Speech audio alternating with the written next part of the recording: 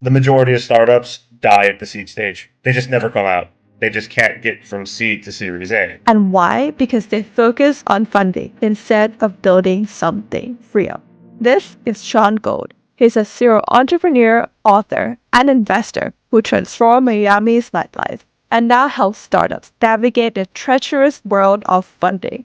As a general partner at Improv Ventures, Shaun connects startups with investors, while his two Amazon bestsellers showcases his deep expertise in storytelling. Oh, and he's also been on Jeopardy! Quick thinking is kind of his thing.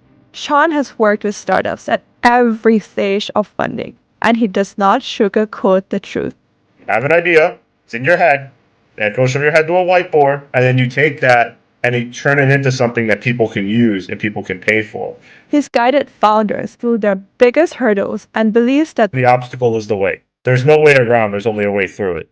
And you have to go through it. in this episode, Shaun reviews the stages of startup funding, pre-seed, seed, and Series A, and what it takes to succeed at each. You have to rely on resourcefulness. Okay, no one's going to give you the money so that you can test the product. How to leverage storytelling to secure funding and build unstoppable momentum. And the cave you fear to enter has the treasure you seek. Ready to face rejection, build traction, and scale your startup the right way? Let's dive in with Shaun Gold. Startup funding takes many forms: pre-seed, Series A, and beyond. Could you briefly walk us through what each stage represents and how a founder should approach them? Yes, so first off, make sure you actually need funding. A lot of founders just want millions of dollars because it's the cool thing to do. And it's very hard to raise capital, especially in this climate. The beginning stages are the hardest. So pre-seed is first there's bootstrapping, which is you're as a founder and the founding team are putting the funds up, right? Pre-seed is when you actually take funding from outside sources. At that stage, it's usually the three F's: friends, family, and fools, right? It's very hard to, at your pre-seed round, you do have to have MVP. Pre-seed is the riskiest round. It's the hardest round to raise. Most startups that contact me or I deal with are usually in the pre-seed stage. And again, I have to lay the smack down on why they're not valued at $100 million. Just, it happens. Seed stage, again, to be considered seed, you actually should be growing. Your investors are still going to be friends, family, fools. There are more seed stage funds that you can raise from. You can also go to angels. You should at the seed stage have traction. You have a V1, maybe a V2. You actually have something people are willing to pay for. And I don't mean your friends from high school. Complete strangers online that for some reason really like what you're doing and are willing to put in a credit card and pay you month after month to use what you built. Pre-seed is a little easier than pre-seed, but at the same time, the majority of startups die at the seed stage. They just never come out. They just can't get from seed to Series A. If you do make it to Series A, it's the real deal. Series A, now you can talk to VCs. Okay, that's what we're talking about, because Series A, oh yeah, we got growth, we got revenue, we got a real team, we have employees. It's a priced round. This thing actually has the capability to grow to different stages and possibly have an exit, possibly have an acquisition, but is a player. So Series A, again, very hard to get to, but once you get there, that's when you can start raising the real rounds of 5 million, 10 million, 15 million, 20 million, backed by real investors. Institutional funds, Andreessen Horowitz, Google Ventures, First Round Capital, whatever, all the big players that if you were to contact them when you were in pre-seed, they'd be like, if they even get back to you, you're too early. It's just not for us. Let's talk in 6 months. Let's circle back. That just happens with every startup. So if you can make it to Series A, the door opens. It's not a guarantee you're going to get to Series B. It's not a guarantee that you're going to get to an IPO, but the risk is less as opposed to my cap table is my grandma, my friend from high school, and some random guy I met online that really likes me. Yeah, that's like the funding stages, like the first primary ones in a nutshell. You don't have to worry about Series B or beyond if you're at the bootstrap or the pre-seed stage. You have to crawl before you walk and make sure that people actually want what you're providing them and what you're building. I wrote an article on OpenVC that goes into every stage in detail, and then further articles that break it down on pre-seed, on seed, with links and all that stuff. But yeah, I hope that answers the question. And just for the record, I'm not investing right now. So if anyone's a pre-seed, please, you can DM me and say hi, but don't send me your deck, your calendar, your idea. Don't send me any of that because I'm not the right fit for you. Okay. So what would you say is like you said that a lot of startups don't make it past the seed stage. What do you think is the thing that helps them make it past Well, traction is where it all matters, right? So for early stage startups, the team is extremely important, right? And by extremely important, you have to have strong signals. So if I'm looking at a pitch deck, I want to see, especially at the pre-seed or seed stage, that the signal should be exited founder or worked for companies that exited in real roles, not as an intern. Okay. Not as a secretary, someone that was like employee number 6 or employee number 4 at a company that had a big exit or an IPO. That shows, okay, this person knows how to scale a business. This person knows how to, possibly raise money. This person understands the game. The team really should be people that are capable. They have core competencies. Usually startups, there's the minimum viable product, but in a lot of cases, it's the minimum viable team. Do you have the right amount of founders? Do you have the right founders? Solo founders can be done. It's very difficult to pull off. Usually 2 to 3 is the right ones. Anything above that, we don't want to see Avengers assemble. If there's 10 founders and 30 advisors, it's just going to get way too complicated. So you have to have the right team. And then again, for getting past seed stage, you want to have good metrics. You want to have good traction. You want to have growth. You want to be showcasing that you have 20% month over month growth or 30%. You want to showcase that people really like this and people really want to use this. And there's all these little smaller triggers. For instance, if you have 500 users and they're paid users and you didn't spend any money, they're all organic. You put up a link and then people are sharing the link and people are talking, they're loving it. And you're just posting on social media and you're getting people, that's interesting because, okay, you're not really spending any money on marketing. If you do spend on marketing, I wonder how that's going to increase. If you're pre-launch, which you shouldn't be at the seed stage, but let's just say you're finally gearing up and you have a mailing list of 100,000 people that you built because you have a Discord community or a Slack channel or however the case, from whatever ability you use to scale your numbers, that's pretty interesting as well. So it's all these little different traction that showcases that this is actually scalable. The seed stage, and you have to showcase your investors that this has the possibility of making tens of millions of dollars, if not more, if not hundreds of millions. That's what it is. It's not like, all right, we have 6 customers at $5.99 each. $599? No, $5.99, but the real tastemakers and they love it and it's awesome. So yeah, you really want to have the right metrics and you really want to have the right product and the right solution. And it has to be the right vertical. Right now we have everybody's trying to do something with AI. Everybody's trying to do something with AI because it's a bandwagon thing. Yet a few years ago, everybody was trying to do something with NFTs or Web3. Just before that, it was blockchain, and all those companies that couldn't raise or just failed then rebranded themselves as an AI startup. And a lot of those AI startups don't have moats. They don't. They're just their competitive advantages. How do I type it in? Input Chat GPT. Like, it's just a Chat GPT wraparound, but they're trying to get on the bandwagon and go with the, but they don't have a real solution. A lot of people that I see give me these like AI for whatever, but it's the same thing as Chat GPT. And I have a Chat GPT account. So why am I going to switch to go to yours, even though it's specialized? So it's how you're going to convert people, how you're going to take them, how you're going to have something that's so niche specific and so good that, again, people are going to want to put their credit card in and people are going to want to use it and not churn out. Again, at the seed stage, you want to show that, okay, what's your churn rate? What's your burn rate? Also, a lot of times, if people don't raise a pre-seed round, then technically the seed round is the first one. So it's, okay, how long can you keep doing this? What's your runway? And founders should answer that, because a lot of founders, when I ask that, they go, the runway, that's right out there. That's where I run. It's great. It's where I exercise every day. It's okay. Let me rephrase it. What's your burn rate? Oh, I don't know. I don't smoke. It's okay. So yeah, you have to know how much you need to stay alive. Rule of thumb, it's 18 to 24 months. If you're going to raise a round of funding, you want to make sure it lasts 18 to 24 months. Or if it can last longer, great. Or if you don't need the raise, even better, because it's not fun and no one likes it. I've never met a single person on the fund side or the startup side that has been happy to actually do a fundraising round and take constant and endless meetings, most of which will lead to nowhere. It's not a fun thing to do. I think what I find really interesting about you is that you're encouraging founders to not raise at specific points, which is interesting because I think a lot of founders, they come into this industry and they see raising as like a metric. Like if they aren't able to raise, their startup wouldn't make it. What do you have to say about that? It depends on the startup. If it's extremely capital intensive, you're going to have to. There's no way around it. If it's a drug, something in hardware, something in super deep tech, you're going to have to, right?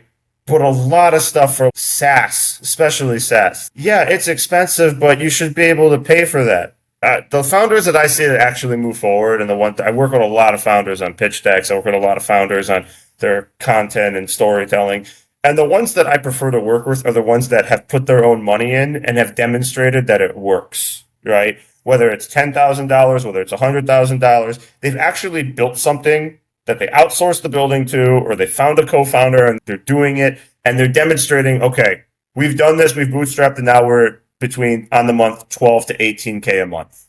Okay, that's pretty interesting. As opposed to, I have a new tool, AI for noodles. It's going to be great because the food TAM and the AI TAM are connecting. It's $1 trillion TAM. It's going to be great. No one else is doing it. Let's do it. And it's not going to work. No one's going to pay for it. And I see a ton of decks that just people don't have solid ideas. They don't have solid solutions. They don't have offerings. And it's not a responsibility of a venture capitalist or an angel to give you money to build a product that you have no track record building. You have really no track record in startups.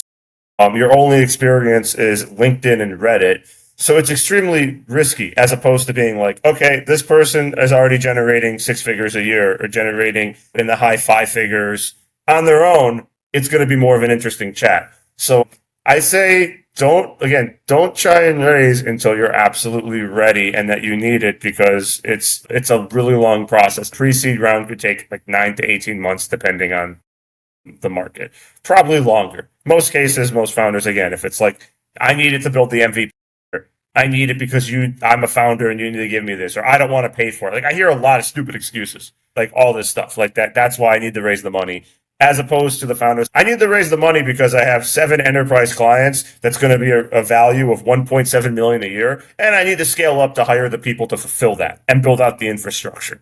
So it's different signals. So you would say that even if the founders, if they're inexperienced, but they have a validated product and they have traction, that would beat someone with an unvalidated product and experience. Yeah, would you say vast that? majority of the time. It's just, investing is risky, right? And the way especially startup investing works and venture capital investing is that it operates on power law. An example of power law, Peter Thiel gave Mark Zuckerberg $500,000. 7.5 years later, that $500,000 turned into $1 billion. That's what we want. We want to give you the least amount of money possible so we can get the most. That's how it works. Right? And most startups, even with investment, will fail. So it's very hard to pick winners. Not every company can be a unicorn, and not every company can exit. It's all about the exit. It's all about the acquisition. It's all about, okay, I want to 50x my money. I want to be like the guys that gave Uber $50,000 and they got back 20 million. Okay, that's the dream. Not here's $100,000 and I get back 0, or here's $100,000 or I get back 125,000. Awesome. That's something that your uncle would give or your grandma or whatever, but not an actual like investor. They want, and it's tough. You have most companies that you invest in aren't going to scale. They're probably going to die. They're going to be zombie companies, but you need that one company. You need that one company that's going to change your life. And that's what everybody's trying to find. What's the one company that's going to change your life? And that's why, again, it's very hard to pick winners. It's extremely difficult that if you go to every venture capital website, they're going to tell you their acceptance rate. They're going to say, we fund 0.1% of the thousands of startups that reach out. Why? It's not because they don't want to fund you. It's just that they want to pick winners. And they want to showcase that they are on the cap table of a winner, because if they can demonstrate that, founders don't realize that venture capital funds have to raise also. They have to go through the same process as you, except where you have a technology and an idea, they have usually just the track record and experience in finance or hedge funds, whatever the case may be, and saying, We can do it. What's your track record? How many winners have you picked? We're working on it, as opposed to being like early investor in Facebook, early investor, in Figma, like where they can showcase. Yeah, it's very difficult. If you're gonna even just be a startup founder, you really need to have the ability to grow, to scale, to deliver. And your investors, it's not just here's money, have fun. Like they expect results. They act as your silent partners, right? Not all of them are value added. Some of them are going to want to help you. Some of them are going to be like, here's a check. I'll look forward to your investor letter in the next 8 months. That's it. So it really depends. Yeah, I went to a startup event and there was an investor who talked about how he gave money to a founder and then he literally just bought a car. See, I've seen like horror stories like that before, where I met founders. Yeah, I raised the angel round. I was like, what did you do with it? I used it to pay my expenses because I wasn't working. And I'm like, okay, I think that's a miracle, not an angel investor, but you do you. But yeah, it's a lot of that. Like, is this person going to put the money in the business? Is the use of proceeds in the deck actually where the money is going to go?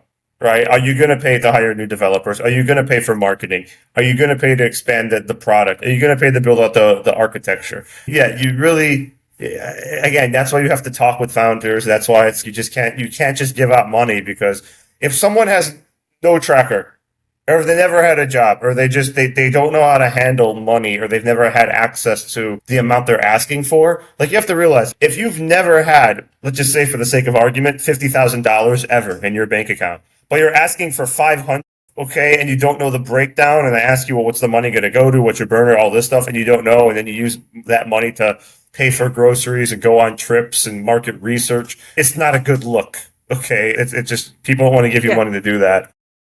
Yeah, so you really have to find good founders too. You're entering a relationship when you're an investor. You're essentially entering a relationship with this startup, with this founding team for at least 7 to 12 years. Like, you're entering them with the whole cycle. It's not like here's the money and in a year we're all going to make it back. Okay, it doesn't work that way. The startup cycle is getting longer and longer, and you're essentially going to be with them. So you want to bet on the right person. You want to make sure that they're the ones that can get you that power law return, can get you that 20x, that 30x. You want to have them. And if not, if they can't, you at least want to know that these people are going to fight. They're going to go like tooth and nail to do it. You need fighters. I remember one of the deals I hooked up between one investor and one founder. I knew them both because I worked with them both, and they invested immediately during the pandemic within 3 weeks. It was like super quick. And they're just like, thanks for introducing us. This guy's a killer. Like, he's going to win. And I was like, I know. He's been doing this for a while. This is what? As opposed to someone that just doesn't have any idea, doesn't know what they're doing. They have some really stupid idea that's not scalable, that's not fundable. I get hit with a lot of dumb stuff. Okay? Just things that are out there that make no sense, that are difficult to pull off. It's like Facebook, but for insects. Awesome. Great. It's really terrible. So yeah, there's a lot of that, and people they're like so focused on what it is that they're not, if someone does give feedback, they probably won't listen. And that's fine if you don't want to, but you have to be able to pull it off. You have to be able to be like, I disagree and I'm going to do it. And then you have to be able to do it. That's the part. Okay. Most people, they then get mad at the investors and you'll all see. It's always some crazy idea. Something that just is not going to work. And it just sounds so out there and there's no research, or the research is done. It's like ChatGPT, give me the research. And then they just copy and paste it. And it's full of errors. It's a sign of laziness and just people aren't serious, but they're asking for money. So there's a disconnect. Definitely. So storytelling is a key component in successful fundraising. How can founders leverage storytelling to secure funding or build partnerships without relying on pre-seed? Yeah, okay, so storytelling, I think, and I'm not just saying that because I've done it for a long time, but storytelling is probably one of the most important core competencies and advantages that anyone could have, not just founders. Because human beings are creatures that have evolved from sitting around a fire telling stories, okay? Every communication we have is a story. Whether it's going out to a restaurant, going out to a nightclub, watching a movie, reading a book, it's all, whatever we're talking about is stories. So if you don't know how to tell a story, you're at a disadvantage, okay? And if you're telling a story about the startup, you need to be able to deliver on it. For instance, that's what a pitch deck is. Pitch deck is, okay, it's a story about a team, what they've done, and they're taking on a problem by providing a unique solution in a massive market with an interesting product, a business model that works, why they're going to beat the competition, what traction they have, and what they need to get to the next level. Boom. That's a story. So you have to be able to craft this story. You have to be able to do the market research. You have to be able to showcase why there's a market, why people are going to like your solution, how big this problem is, right? And how you can solve it, whether your clients are enterprise companies, whether they're the individual. How did you find this problem? Maybe you're annoyed with it, right? All that. So how did you solve this? And then maybe you asked other people and they told you they told you the problems. That was the market research, but that was also a story. So yeah, you have to have the story and you have to be able to craft it and you have to make people believe. Okay. The whole point of fundraising is to get someone to believe in the believer. And it's a hard thing to do because every single founder for some of the biggest companies in the history had to face the same issue. Jeff Bezos had 50 meetings to start Amazon and people passed, right? For the most biggest and most valued company, one of them, people passed. Why? Because some of them just didn't get the story. That's not his fault. It's just that he was promoting something for the internet, which at the time people were like, what's the internet? There is a bookstore. It's on the corner. There's a phone book. Why do I need it? Why do I need a computer? So people didn't get it. They didn't get the opportunity. Same thing with Steve Jobs. They didn't get They didn't get the opportunity. Personal computing was not something people did unless you were a nerd. Okay. Computers are these big hulking machines that if your office had them, you used them. You clearly didn't want to go home and use them.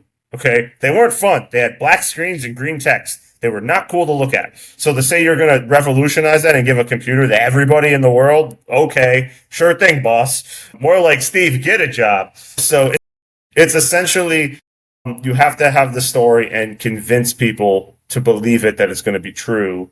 Same thing with Canva. The founder is escaping me right now, but I remember it took her 3 years to close her seed round. And now I think the company's worth like $37 billion. You have to tell the story. You have to know it inside and out. You have to get people to believe in the story. You have to get people to remember the story because they're going to remember you. And you have to get people that are going to want to come along and see the next chapters of the story.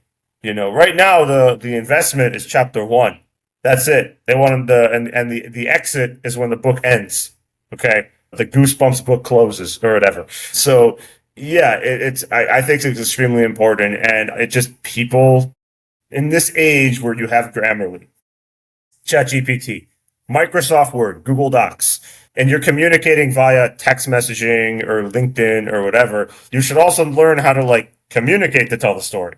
I get so many like DMs that people just ask spelling errors. They're asking for help or they're asking for direction to investors or they're asking for millions of dollars, but they can't run spell check. Like and even in a deck, like really the first page of your deck has a grammatical error.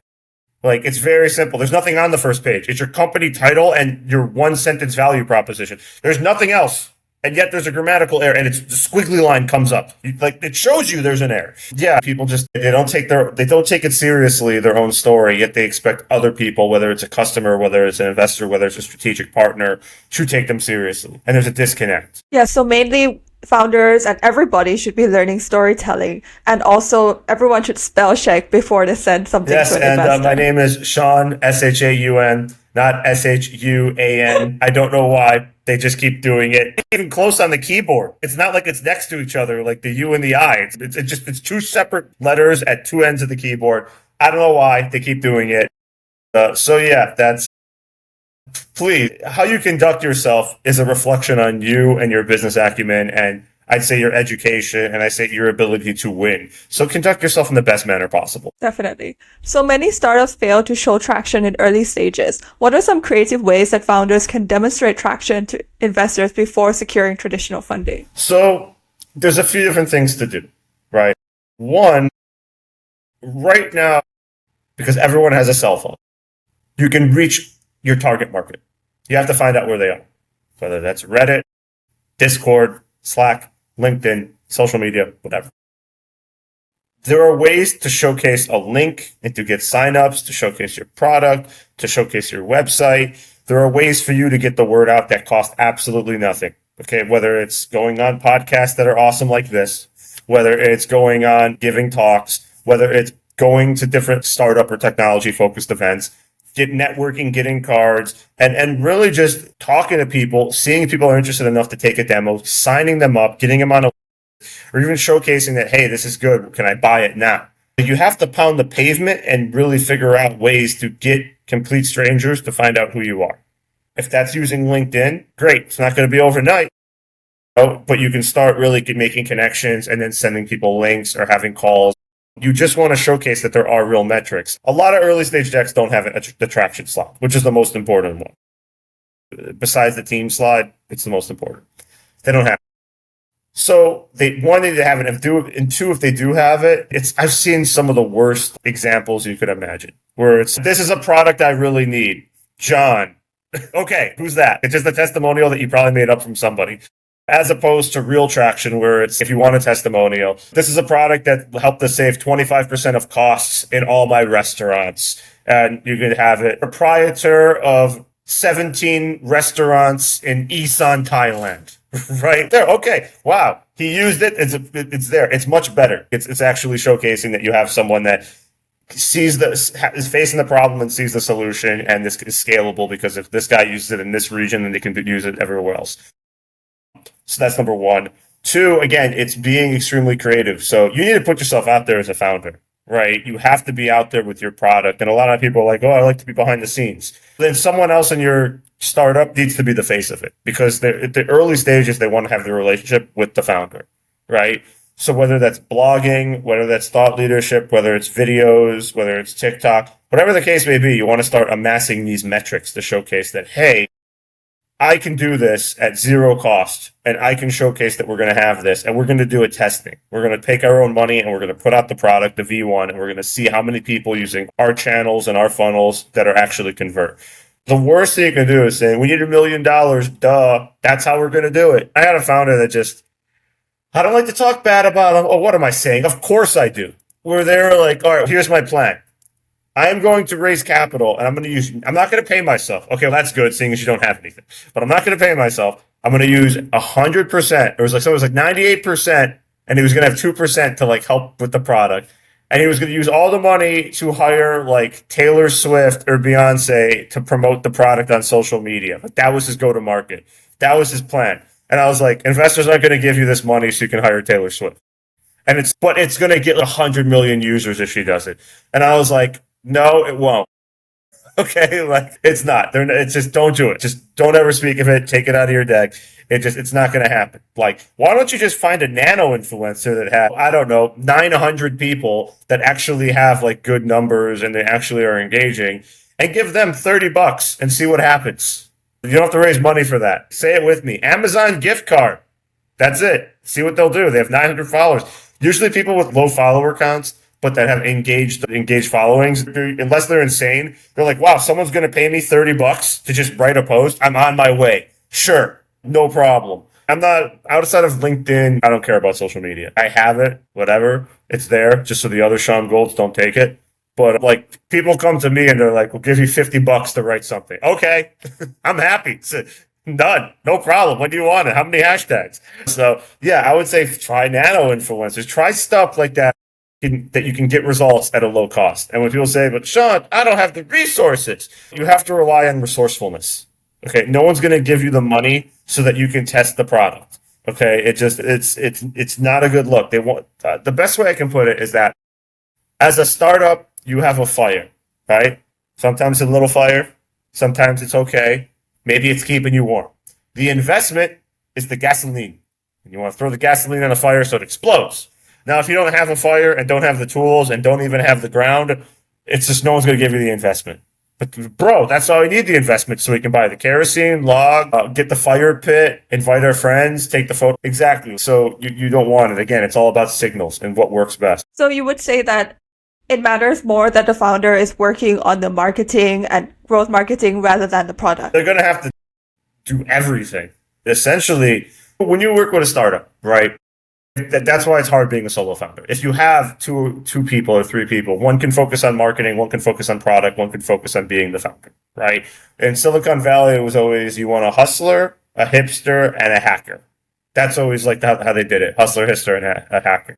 Essentially, you all know what you're supposed to do. and you all know what you want to focus on. And no, being a founder is not just being on LinkedIn and typing stuff, right? You want to be able to be doing stuff like scaling the company. You want to be able to do stuff like testing the product. You want to be taking meetings. Startups are hard, right? And you have to be able to juggle different things. You have to be able to wear multiple hats.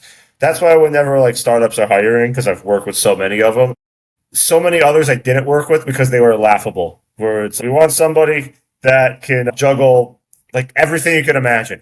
We want somebody that knows not only how to code, but can also help raise our funds. So if you have a background in investment banking as well as coding and also came out of a Y Combinator and also had previous startup experience, we want you. We want to talk. Bonus if you have experience running a small country. Like, it's crazy. And a lot of people don't have that. A lot of people are like, okay, like I can handle marketing. That's it. That's one core competency. Or I can handle this. Like for me, I've done everything except coding, nothing technical. I've never done anything UX, UI. I don't know how to do it. You can show it to me. It's not going to matter. Don't know how to do it.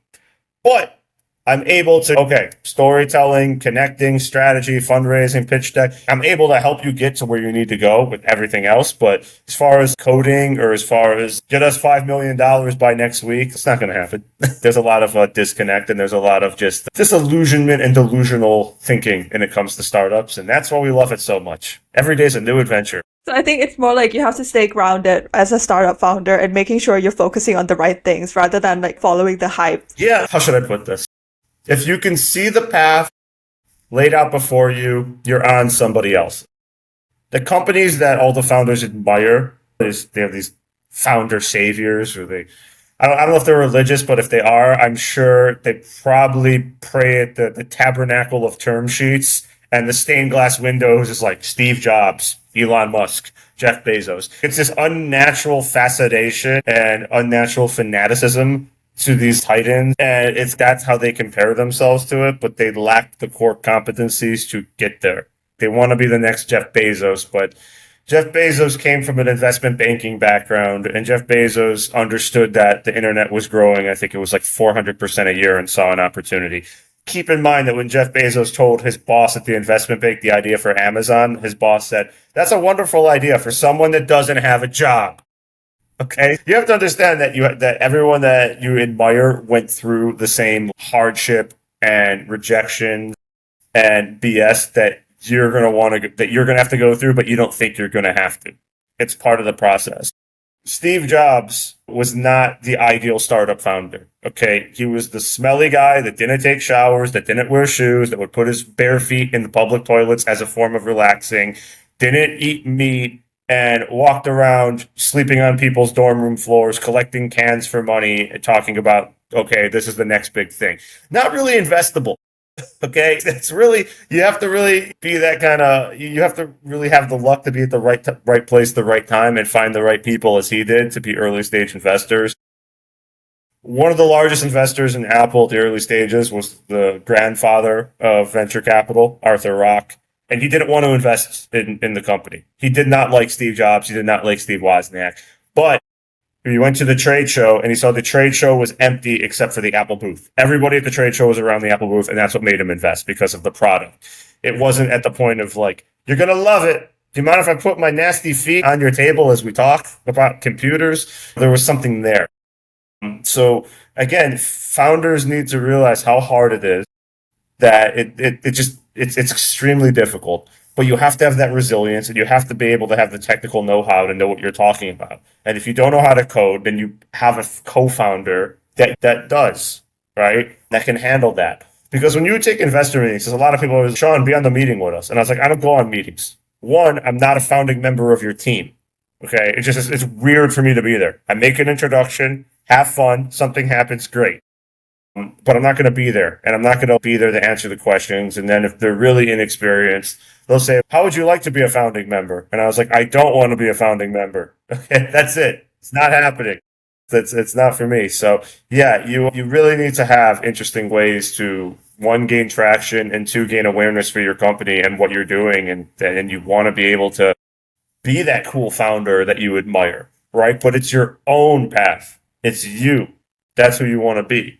So you have to blaze it. You're not going to start another Stripe or another Amazon, although many have tried with hilarious results. So you should try to follow the founders that you admire, but you should make it your own version, I think right? you should learn from their mistakes, but don't try to build out the next Amazon and don't try to build out the next Facebook. Or then just build what you're building and learn what they went through, but don't copy their business plan. Yeah, And don't, like, I see so many people doing definitely. it like, this is ChatGPT's marketing plan. I'm copying them. And it's okay. I don't think it's going to work, but do your thing. Walk your own path, doing something uniquely creative to you that you and your team have the core competencies to bring to life and deliver on and grow and scale and make it ubiquitous. I mean, you want to have something that becomes ubiquitous. That's the dream. Again, you want to have something where it just becomes second nature. Uber, Lyft, Facebook, Instagram, TikTok, Figma, Canva, Zoom, Google Meet, Google Sheets, Microsoft. Just something that becomes so you don't even need to think about it. It's there. That's like the true grail to create that product that, like, do I think about Zoom? No, but I have Zoom meetings all the time, right? Like, it's there and everybody uses it, and it's a giant company. So that's, if you're building something, you want to get to that level. That's the dream. And if you can't, but you can still have a niche, and that niche that you can dominate and become the market leader, that works too. There's no shame in not being $1 billion company. That's what I tell everybody. Wants to have this. People, again, that have never had six figures or high five figures, have a fascination with billions of dollars. I think they're going to be just as happy with millions if they could do something and that's theirs and that they love doing and that is a great business. I don't understand why I don't see that. It's, for me as an entrepreneur, I've never had a job, right? I've had terrible clients, but I never had a job. And when people offer me jobs, I always turned them down because it sounded terrible. I'd have to go somewhere from a certain time to a certain time, deal with a bunch of knuckleheads, just be chained to a desk. Like, it's not for me.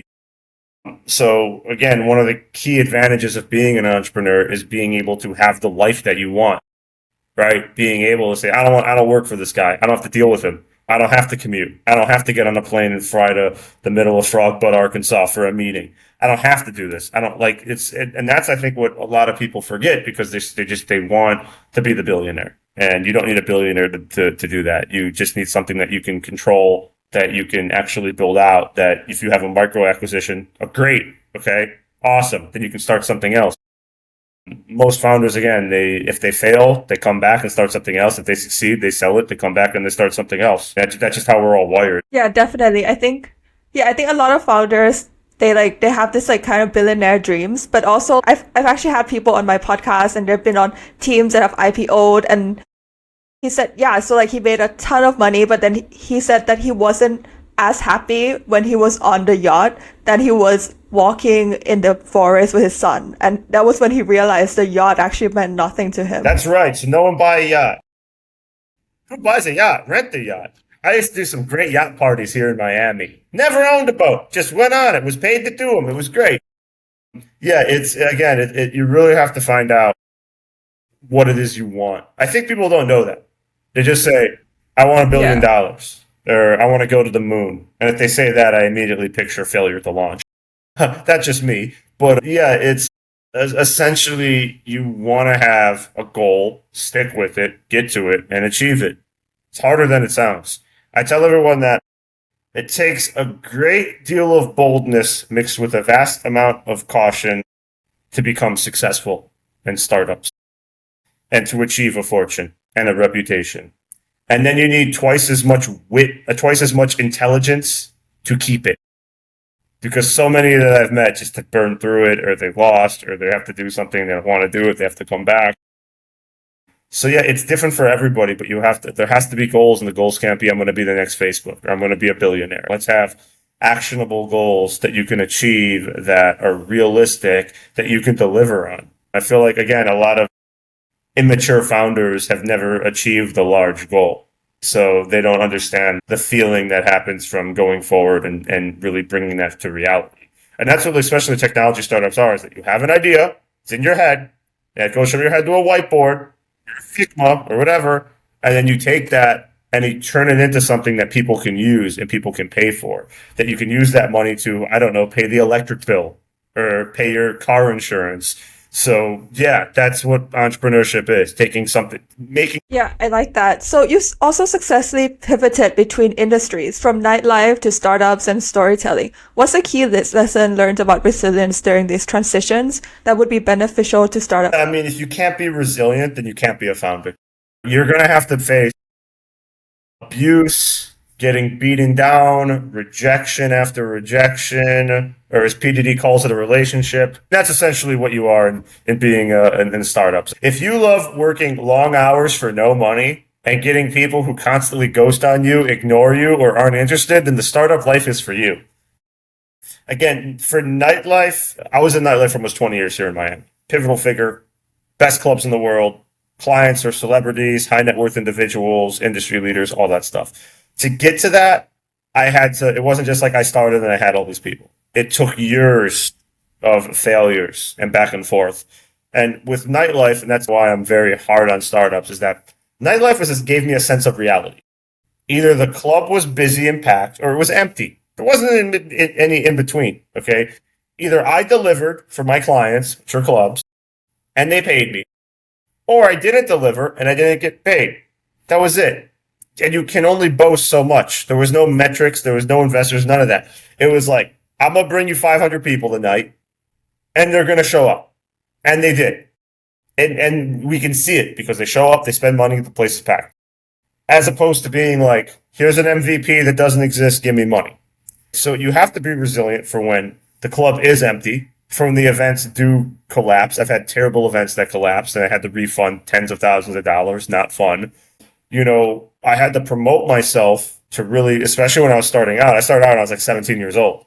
So I had to get all these adults to take a chance on an unknown kid, which they did because they saw something in me and I delivered on it. But I delivered. That's the key point. I didn't just talk it up. I didn't ask him for money. I asked him for a chance. They had nothing to lose and I delivered.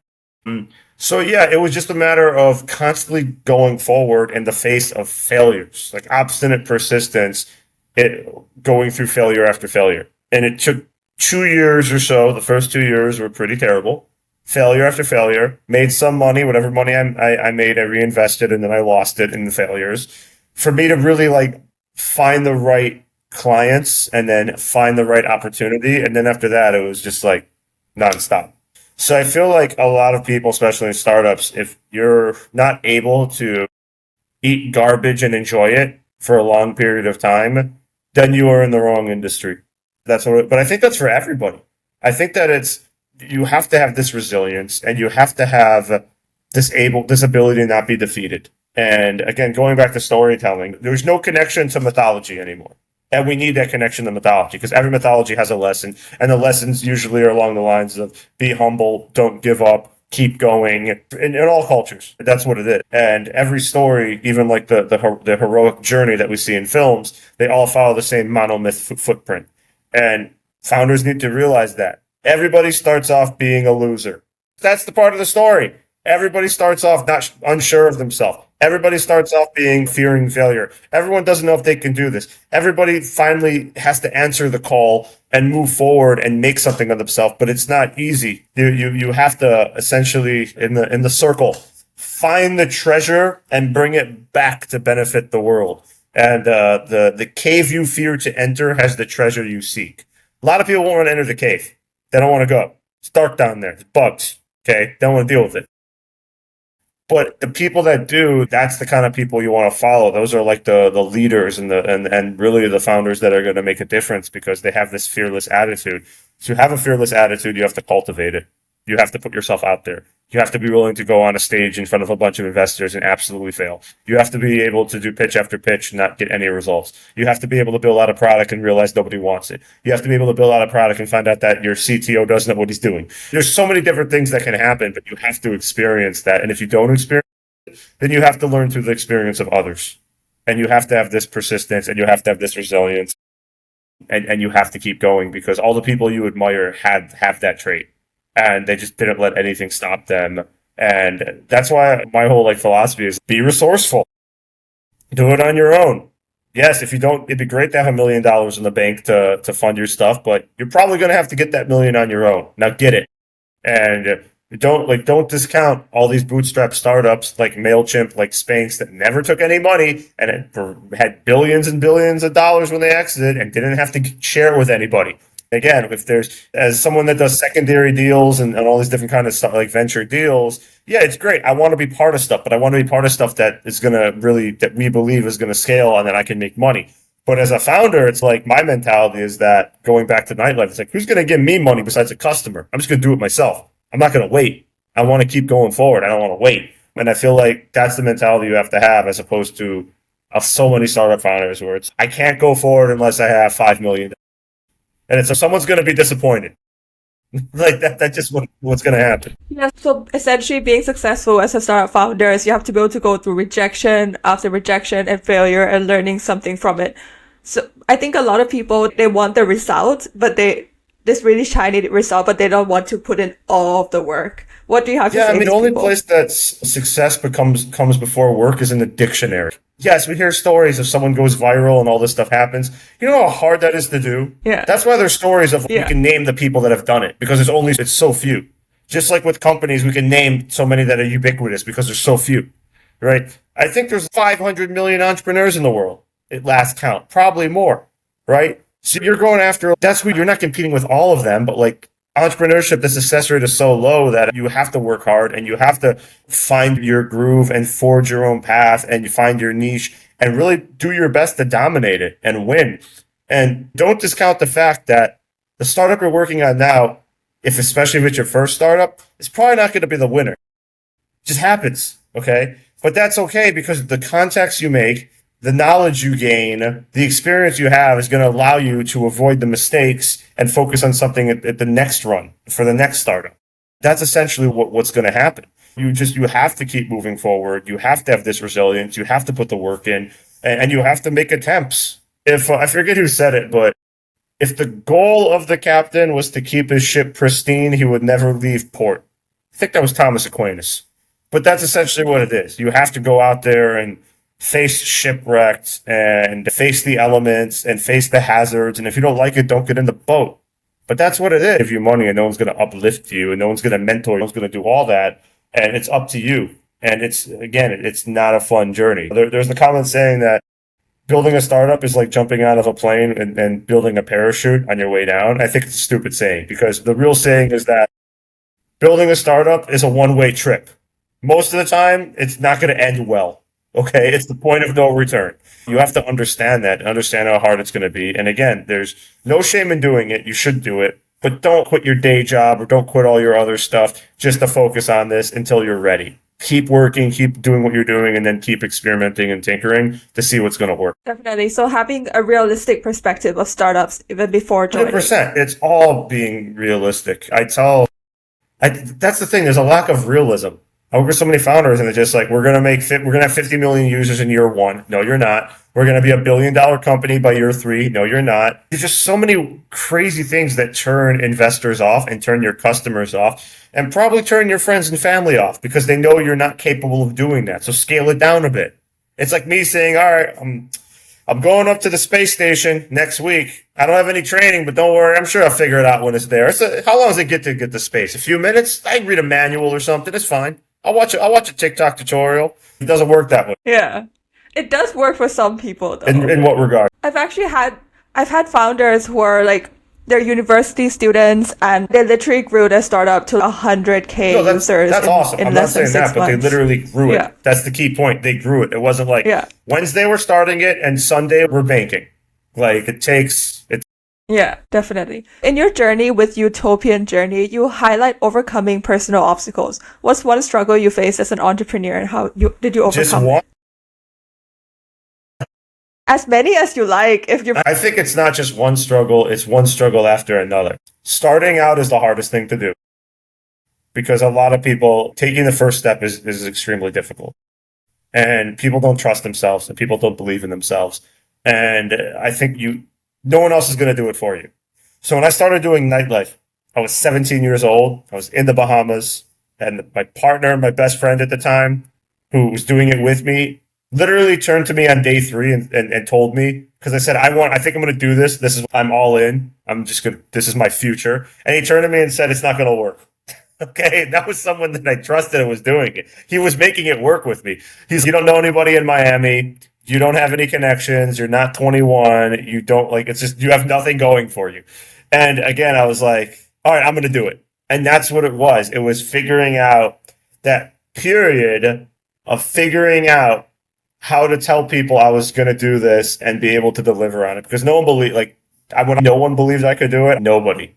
My parents were against it. My teachers were against it. My friends were against it. My dog, I told, walked out of the room. Nobody believed in me with it. So I did it to like prove. I wanted to prove to myself I could. And I did. I literally never had a job because I did my own thing and I got to run the coolest nightclubs in the world. I got to work with major brands. I got to do stuff with MTV, all this stuff. I mean, I did it my way where I created, this lifestyle where it's okay.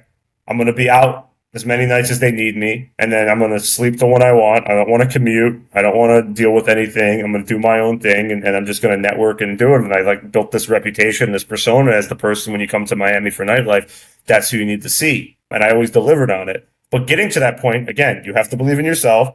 You have to fail a lot. I had a lot of parties that were absolute failures. Absolute failures, soul crushing. Anyone else would have transferred schools, didn't want to deal with it, but I just kept going. So overcoming the failures, overcoming the lack of resources, taking chances. People don't want to take chances. They don't want to take risks. So if you don't want to take risk, how are investors going to take risks on you? So you have to have this ability to take risk and see what works. And you have to be patient. That's a hard thing too. Because like I said, it took 2 years to get to where it really started blowing up.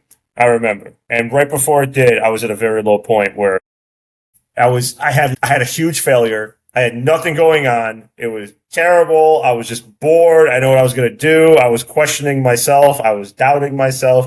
Did I make a mistake? Because I went to the University of Miami over a far better school because I wanted to throw parties and start my business. And people thought I was crazy. So you had this pressure, right? This pressure on me. And yeah, that was a very low point. That's completely normal. That's what nobody tells you. It's okay not to be okay as a founder, provided someone tells you that it's okay. Okay. So, Yeah. but what happened was that one failure I had, one of the persons I reached out to had a friend that needed someone like me for his company. They said, they need someone like you. Can I introduce? That one introduction changed my life. That rocket shipped me. So even that failure allowed me to have the success.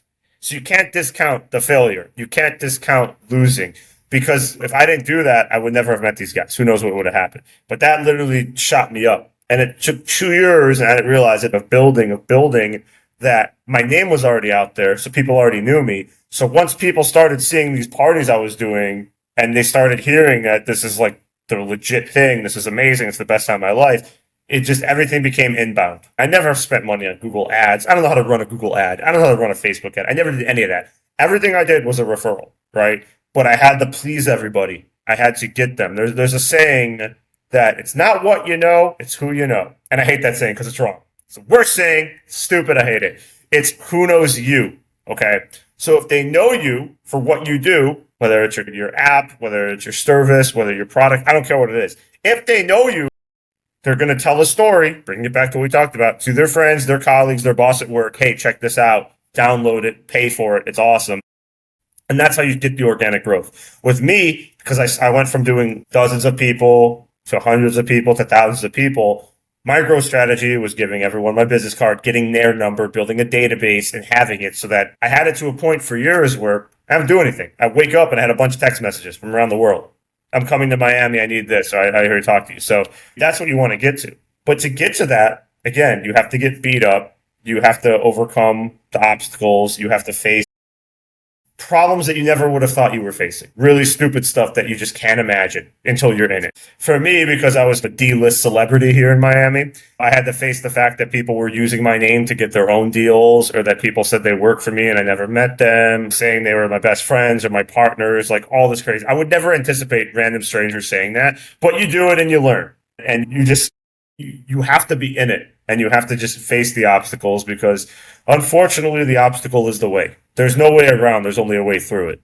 And you have to go through it. And if you don't go through it, then you're never gonna achieve any measure of success, let alone as a founder, but I think as a human being, that you just can't, because you're gonna shirk from your abilities, and you're gonna shirk from the opportunity, and you're gonna shirk from the possibility of success because there's the possibility of failure. And I see it all the time where people are so afraid of failing that they won't risk winning. That's a good quote.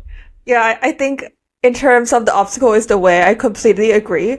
And also, one of the things you said is that no one believed in you in the beginning, like your friends didn't believe in you, your parents. I think that's one of the main reasons that people don't really start, or when they start, like they question themselves a lot. So how would you recommend people overcome that?